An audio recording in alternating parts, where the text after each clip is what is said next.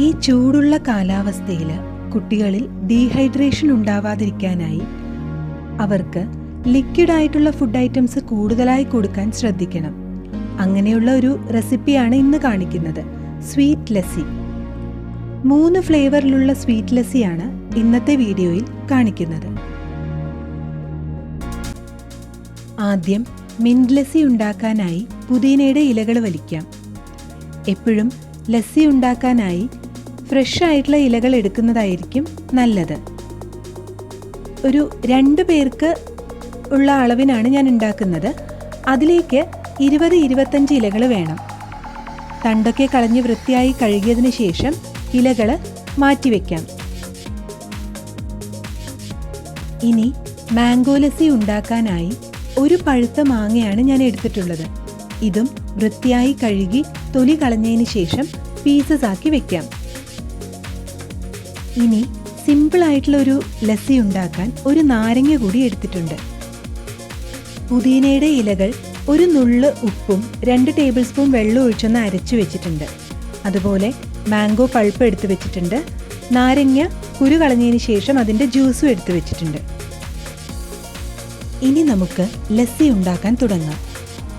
1 cup തൈര് ഒരു പാത്രത്തിലേക്ക് ഒഴിച്ച് അതിൻ്റെ കൂടെ തന്നെ 1.5 ടേബിൾ സ്പൂൺ പഞ്ചസാരയും നമ്മൾ നേരത്തെ എടുത്ത് വെച്ച് ലെമൺ ജ്യൂസ് കൂടി ചേർത്ത് നന്നായി ഒന്ന് ബ്ലെൻഡ് ചെയ്തെടുക്കണം.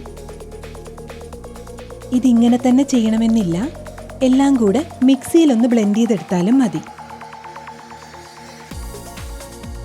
വളരെ എളുപ്പത്തിൽ ഈ സ്വീറ്റ് ലസ്സി ഉണ്ടാക്കാൻ സാധിക്കും. ഈ വേനൽക്കാലത്ത് നമ്മൾ എന്തായാലും നാരങ്ങ വീട്ടിൽ കരുതുമല്ലോ. പക്ഷെ ലസ്സി ഉണ്ടാക്കാൻ എപ്പോഴും ഫ്രഷ് ആയിട്ടുള്ള നാരങ്ങ തന്നെ എടുക്കാൻ ശ്രദ്ധിക്കണം. ഇനി മാംഗോ ലസ്സി ഉണ്ടാക്കാനായി നമ്മൾ നേരത്തെ എടുത്തതുപോലെ 1 കപ്പ് തൈരിലേക്ക് 1.5 ടേബിൾ സ്പൂൺ പഞ്ചസാര ചേർക്കാം. ഇതിലേക്ക് എടുത്തു വെച്ച് മാംഗോ പൾപ്പ് കൂടി ചേർക്കണം. ഇനി നല്ലതുപോലെ ഒന്ന് ബ്ലെൻഡ് ചെയ്തെടുക്കാം.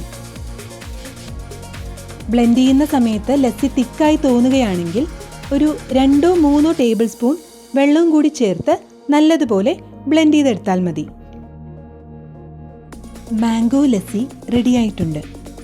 ഇത് ഗ്ലാസ്സിലേക്ക് സെർവ് ചെയ്യുന്ന സമയത്ത് ഐസ് ക്യൂബ്സ് ഇടാൻ താല്പര്യമുള്ളവർക്ക് അതുകൂടി ഇട്ട് സെർവ് ചെയ്യാം.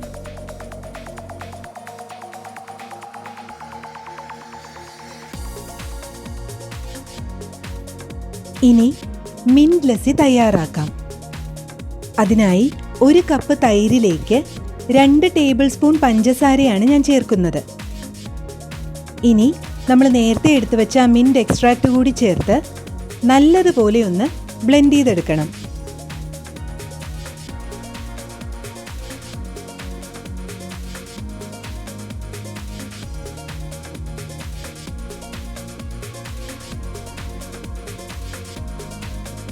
പുതിനയുടെ ഫ്ലേവർ മിക്ക കുട്ടികൾക്കും ഇഷ്ടമാവണമെന്നില്ല.